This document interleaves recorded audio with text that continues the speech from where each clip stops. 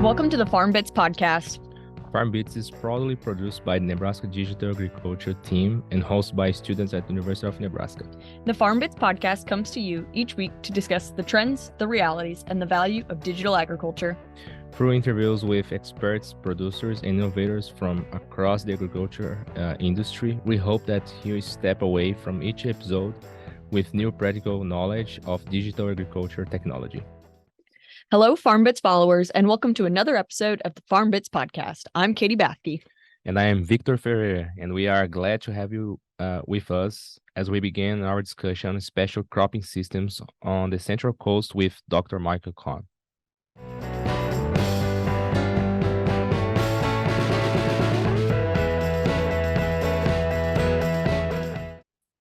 Hey, as you mentioned, my name's Michael Kahn. I am a farm advisor with the University of California Cooperative Extension. I'm based out of Salinas, California. I serve a number of different counties on the Central Coast of California, principally Monterey, San Benito, and Santa Cruz counties. I'll share a little background about myself. I was an undergraduate student at UC Davis many years ago and majored in soil and water science. And then from there, I went to graduate school at Cornell University in agronomy. Spent a little time during my PhD doing some international ag in Brazil, in the Amazon. And then from there, I had a postdoc in the Midwest in the 90s, working at the University of Illinois. We worked a lot on the emerging precision agriculture at the time that's used now a lot in the Midwest. And then from there, I took a position as a farm advisor in California, working in vegetable production in Northern California. And then later transferred down into the Central Coast area, specialize in irrigation and water resource management. So I've been working in extension. I think I'm going on my 29th year. Oh, wow, that's an awesome background. Yeah. So I've been fortunate to see lots of different types of agriculture, and although I'm an extension person, because California is sort of an important place for specialty crops. We often get asked to do, international consulting. So through my career, I've gotten to travel to a lot of different countries too. Okay. What is your area of expertise? Yeah, as I mentioned, the irrigation and water management, and I work on water quantity issues. So how to use water as efficiently as possible, and then water quality. How do you protect water quality, especially the impacts of agriculture on water quality? Mm-hmm. So that brings me into mitigation strategies through pesticides out of runoff that we would have, especially irrigation runoff, but also nutrient issues, because on the Central Coast, we rely principally on groundwater for all of our irrigation as well as drinking water. And so the intensive use of nitrogen fertilizers has over the years contaminated groundwater with nitrate. So we're working a lot with growers on how to use nitrogen more efficiently. I think you have the same issues in Nebraska too.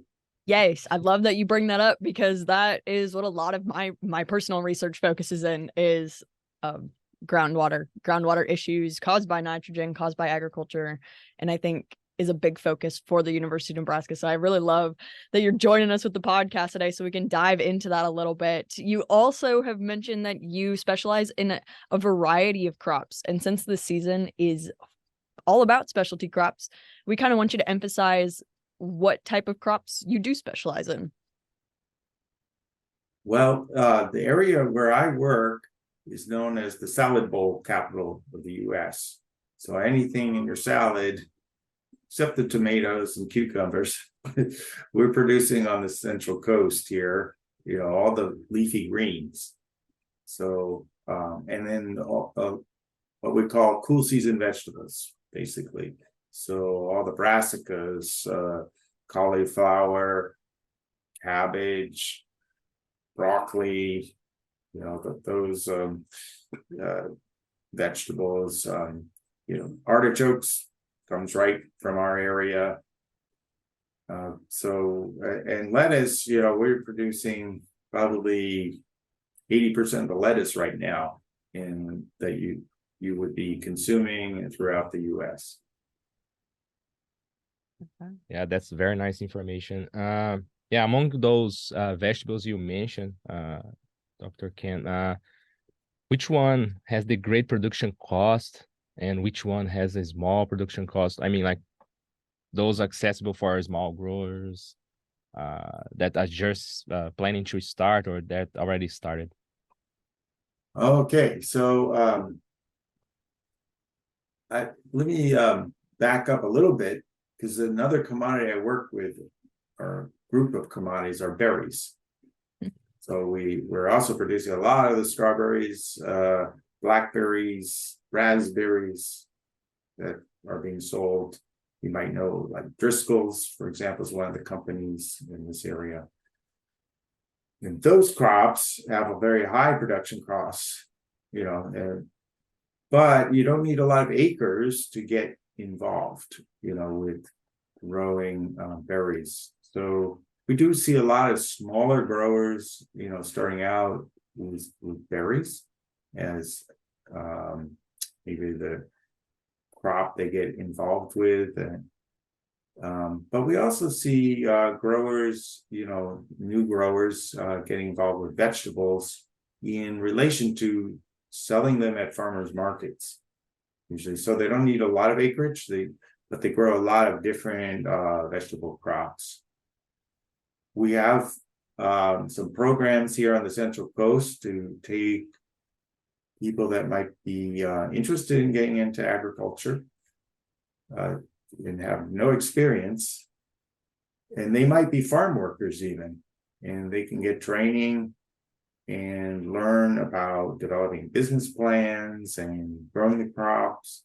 And one of the institutions, Alba, will actually provide land for them to try their hand at growing crops and selling them.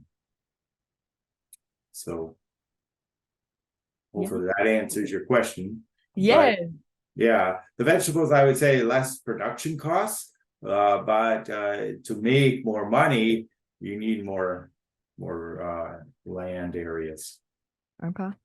Yeah, no, I'd love that you bring that up. I feel like that really touches on agriculture accessibility. And I think that's a really important thing, especially for people who are not directly from the agricultural community. So I think that's really cool that you have programs like that out in California. And so we're going to kind of bring it back to, since you have a variety of backgrounds and a variety of cropping systems on the West Coast, can we go a little bit into the concerns with resources, specifically nutrient, water, soil for your area? Right. So you may know that in California, a lot of our water supply is from snowmelt up in the Sierras. And then we have a system of canals that move the water around the state. A lot of our precipitation is in Northern California, but a lot of the demand for water is more in the southern part of the state. And in agriculture areas, the South San Joaquin Valley, for example. Now we're out in the Central Coast. There's no canals that bring water to us. We have to be self-sufficient in water supply. And so what happens is we usually get winter storms, and you probably heard a lot about our winter storms this last year because of the flooding and that was in the Salinas Valley. We have, very little snow because our mountains aren't tall enough, but they're tall enough to squeeze a lot of water out of those storms. And then that runoff, goes into the Salinas River, and hopefully a lot of it infiltrates into the groundwater and replenishes it. But sometimes it's so intense, it causes flooding. We do have 2 dams and reservoirs in the southern part of the county that can hold some of that water back, but then we have a lot of other streams that are tributaries into the Salinas River, and we don't have any control over those flows.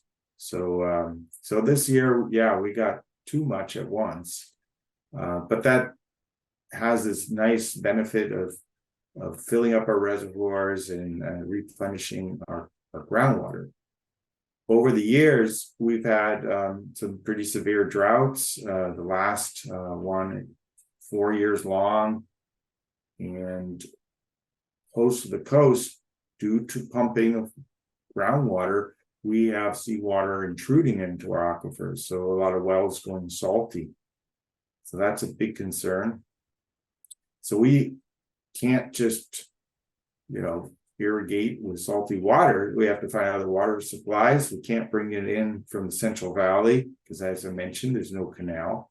So one of the ways we've been dealing with this is using recycled water. So water from urban areas that is being processed at the the regional facility for wastewater treatment, goes through a tertiary treatment, and then gets treated with chlorine to remove any bacterial contaminants.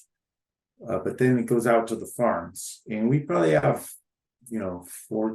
altogether on the Central Coast about 17,000 acres, dependent on recycled water. So we're always trying to find creative ways, and we have to also share the water with the urban areas. Probably 80% is used for ag and 20% for the urban areas. And so there's a tug of war about the water resources in that sense. But it's maybe a bit different, than you might have in the Midwest where you have rain events. I know Nebraska relies a lot on irrigation too. Yes, we do. And we're so, now that you mentioned that, we're so fortunate that a lot of people, we don't even have to think about, really water resources because they're accessible. We drill wells, we figure it out, they're in the area. So I really like that you bring in this regional aspect of that, these resources that are necessary to do ag to really accomplish what agriculture is for is quite difficult, especially in areas and in production systems that are beyond just row cropping. So I like that you bring that perspective. I think that's really interesting. Like among those vegetables and those crops, those special crops you mentioned, which one requests a greater input in general? I mean, nitrogen, water, fertilizer in general. Mm-hmm. And is there a management that you would potentially decrease the input usage? Well, I mean, I would say in general, the shorter season vegetables, they're very intensive in the amount of nutrients they use. So you take something like spinach, 30-day crop. We plant it on 80-inch or 2-meter wide beds, very, very high populations. This is, I know, I'm sure you've seen this at the store, the bags of spinach, fresh spinach, they're nice and green and small leaves. So we're not talking about a full plant, but just baby spinach. And we also have other baby greens, but they're all grown for very short periods of time. We have to make them look great, so you want to buy them. And so they're intensively fertilized usually, and they have high uptake rates, about 4 to 5, well, I would say 3 to 4 pounds of nitrogen per acre per day is what it's taking up. So that's a lot of nitrogen. And then you try to grow those organically. Well, you have to put a lot of amendments in the soil to supply that, or usually we do top dress of chicken manures, so they get, fertilized heavily. And I would say, they're called leafy greens for a reason. They have to be green. And so that a key nutrient is nitrogen, to do that. And so then we don't harvest necessarily all the crop, but maybe 50% of it gets harvested, and then there's residue, crop residue. And so those residues are high in nitrogen, and that nitrogen is returned to the soil. So the key is, how can we keep that nitrogen, in the root zone so we can utilize it for the next crop? Because we might grow 3 leafy green crops a year. Lettuce, if you're just talking about lettuce, that's like a 60 to 65 day crop, and we'll grow at least 2 of those a year, in each field.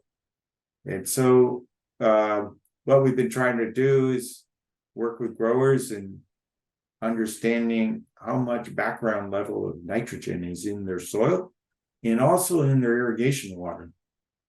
So sometimes the irrigation water is so high in nitrate, and they're not accounting for the nitrogen that's applied, through their irrigation. So that's a challenge too. It's other crops that are much slower growing. Say we grow kale through the winter time. It's out there for a long time. You don't need to intensively fertilize it. And in fact, if you look at how much nitrogen is taken up by kale that's grown sort of to full size, not baby kale, but those larger leaves that are harvested, you might take up 400 pounds of N per acre, but the growers only put on 200 pounds. And what is going on is it can get its root system really deep into the soil. Another one like that is Brussels sprouts, which have become, more popular nationwide now due to some of these chefs that are on TV showing you how to cook them. But that's a nice crop. The roots will go down 8 feet if you leave it out there long enough. And it's a long season crop, and usually the growers are putting on less nitrogen than the crop takes up because it's so efficient at pulling some of this nitrogen that's residing in the soil, maybe at deeper depths, and sort of recycling it. So if we can have these nice crop rotations, where we have leafy greens, but then we have some longer season vegetable crops, we can be a lot more efficient. So I always tell people, eat more broccoli, Brussels sprouts, and kale. It's good for the environment, not just your health. I like that. I think we're going to transition this next question into talking about the nitrate leaching concern for California. And how can digital agriculture be incorporated for this concern? Yeah, certainly, probably just like with Nebraska, you're looking at doing good water management and good nutrient management together, right? And one difference, though, might be that we on the Central Coast have very small field sizes. We have a lot of variability in our fields, but our fields are managed in maybe 10 to 15 acre blocks, which is not the case usually for a lot of the agronomic crops that are grown in the Midwest. And so, the idea of spatially varying fertilizer has not really taken off on the Central Coast because our blocks are already quite small. But we would like to manage each of those blocks more site specifically, right? So just think of each one as like a management zone, and so that could be done through various ways. Just better irrigation scheduling. Using evapotranspiration data, nutrient management through looking at the soil needs, the water, crop needs, and managing that better.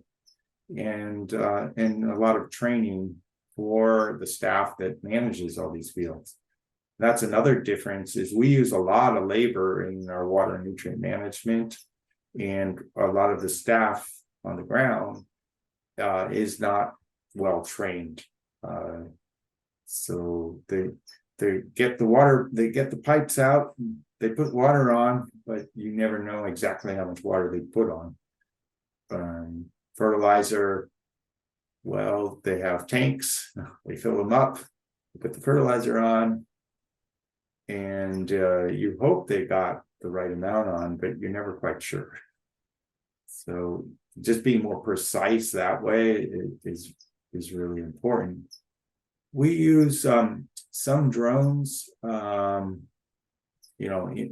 digital imagery, but the big question is, like, how do you take that information and make a management decision?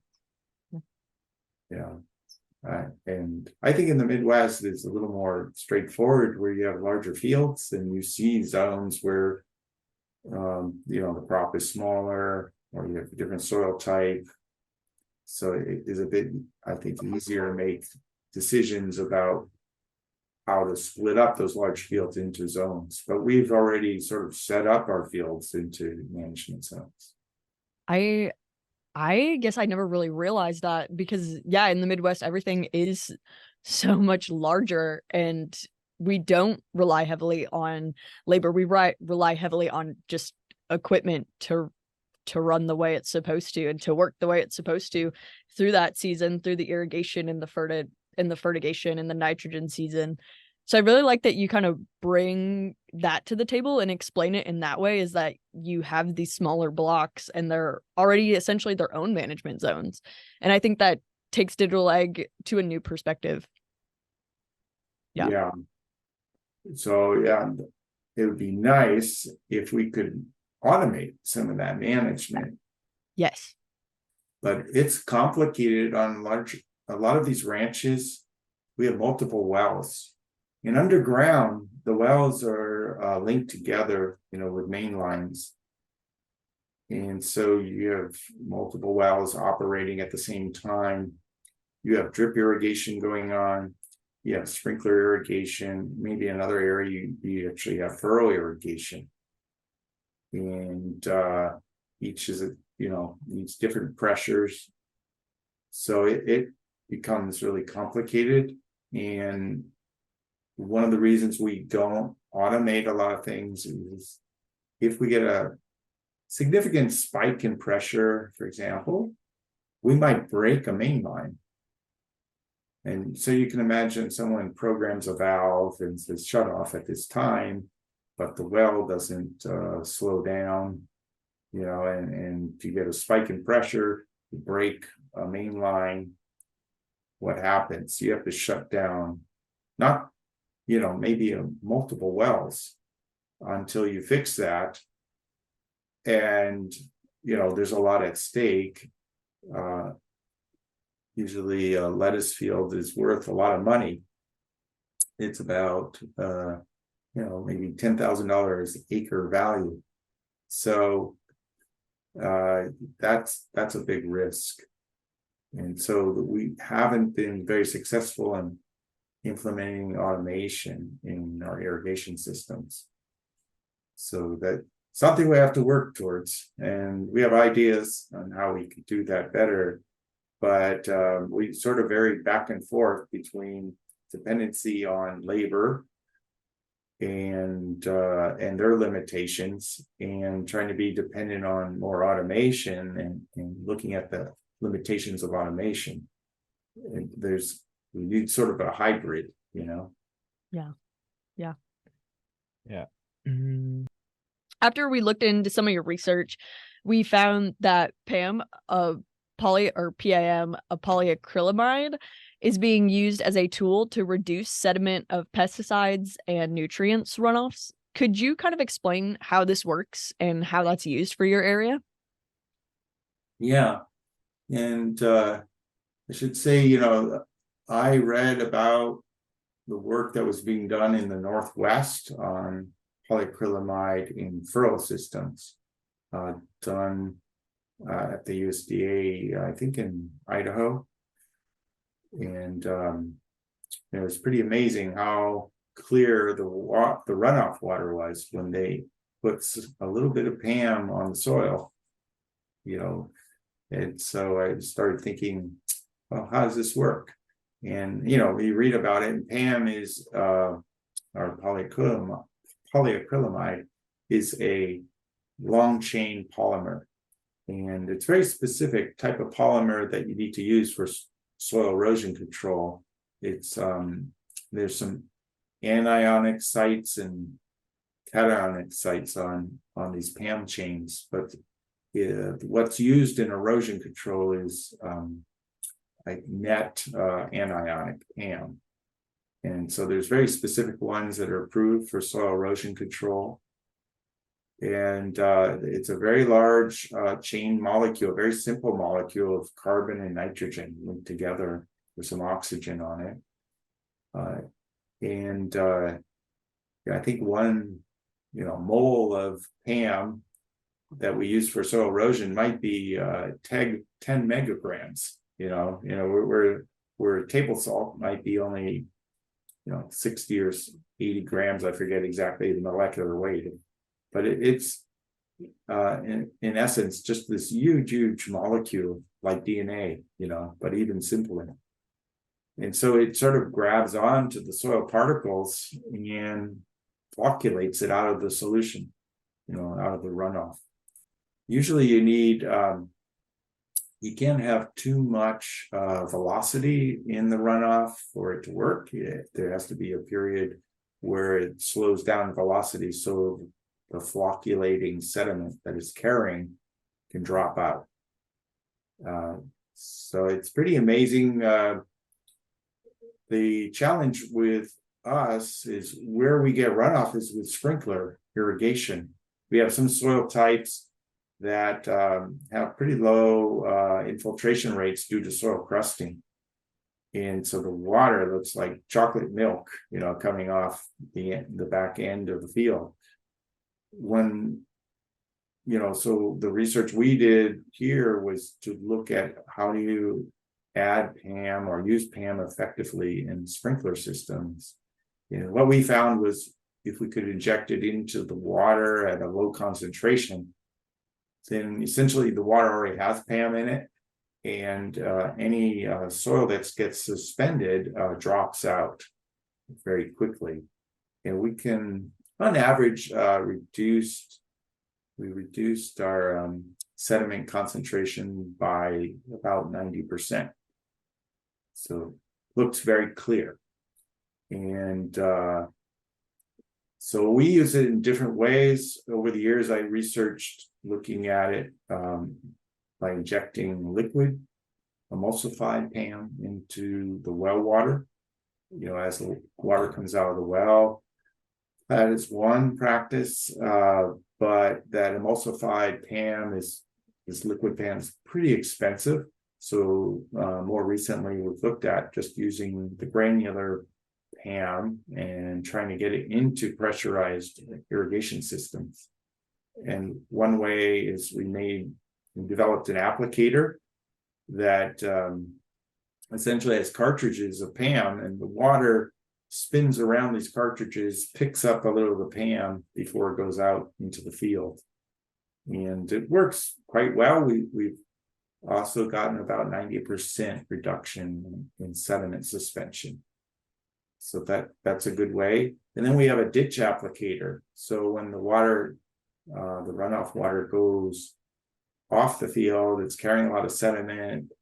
We actually have an applicator that senses, what the flow rate is in the ditch, and then drops PAM into the ditch at a rate to give us maybe a 5 part per million concentration of PAM in the water.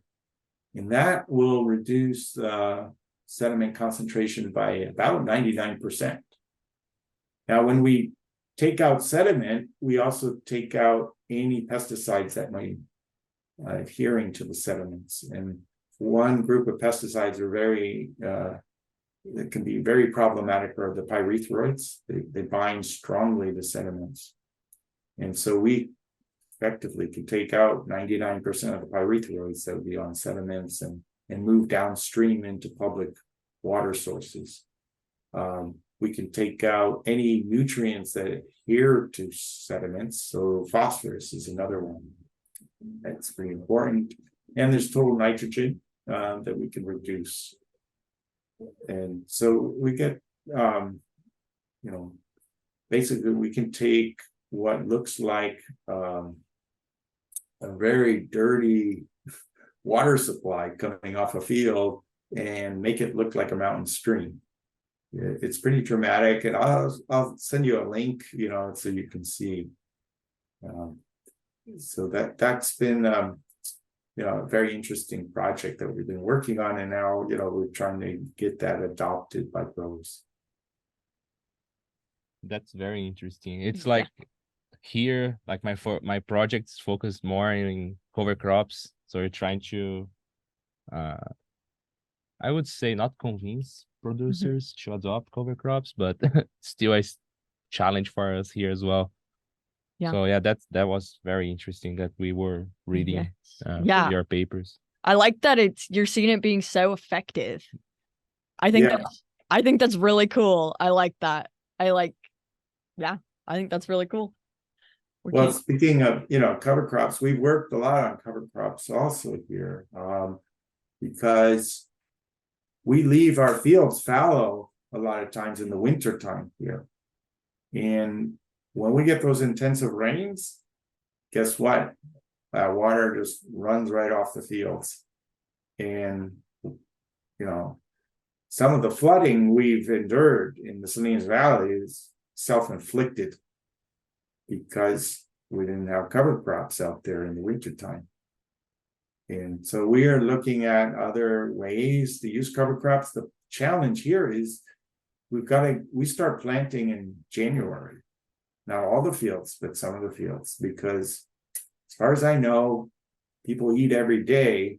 So we have to have lettuce ready every day. It's not like grain, we can't store it. And so every day we're planting fields. And so we got to time things right. And so the growers have said, well, cover crops get in the way of our planting. We don't know if there's going to be a rainstorm. We don't know if we can get in to do our tillage, get the beds prepared. So we'd rather just not have cover crops out there. So we're trying to find solutions. One we have looked at has been we call them low biomass cover crops. And their main purpose is to reduce soil erosion and runoff. And what we do is we plant those in the fall, sometimes in the furrows or in the furrow and on what we call listed beds. And we use something like triticale or maybe barley. And when we get to a certain amount of biomass, then we would come in and spray an herbicide on there, a broad spectrum herbicide that slowly kills it. So it dies, and you end up with a layer of what looks like hay out there on the field. And then when it rains, we might get a little runoff, but we found we could reduce it by, I don't know, at least 70 or 80%. And we have a lot more water infiltrating, which helps replenish our aquifers too. And then the sediment load, I think it was, when we evaluated from maybe in the Bear area, 1,900 pounds an acre of sediment being lost, it went down to like 7 pounds. It was just dramatic. So it works as effectively as Pam, essentially, in the winter. And this year, we're going to be trying a new technique because the growers still didn't adopt this method. They said, well, we're not sure we can get in the field and spray, with an herbicide.